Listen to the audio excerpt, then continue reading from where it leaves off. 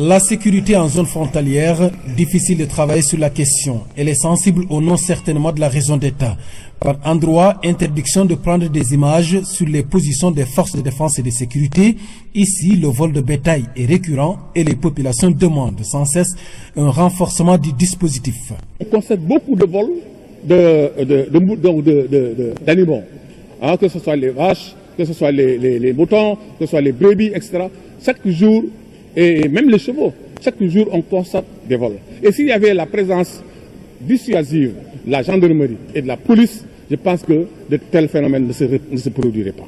Comme nous avons sécurité. Parce que dès que frontière est compliqué. Pour les autorités administratives déconcentrées, la zone est stabilisée pour ce qui concerne le vol de bétail.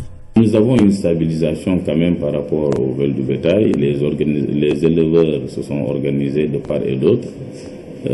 Nous avons aussi des commissions et des comités de surveillance à travers toutes les communes du département, dans les quartiers, sous la surveillance et l'accompagnement des autorités administratives au niveau du département. Les éleveurs sont en train de s'organiser. Ça ne manque pas de temps en temps d'entendre un vol par-ci, un vol par-là, mais quand même une proportion assez réduite concernant le vol du bétail et sous l'accompagnement des forces de sécurité, comme la gendarmerie qui veille au grain.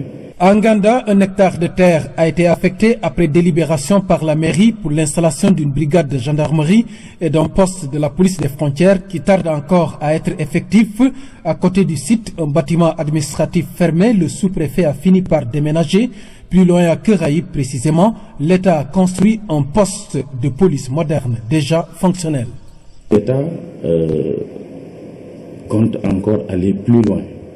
Dans le cadre du PUMA, le programme d'urgence de modernisation des axes et territoires frontaliers, mais aussi permettra à ces localités d'avoir d'autres infrastructures comme des postes de contrôle sécuritaire, notamment à Keraï, à Wakunguna, à Saboya, à Keur-Moussa frontière.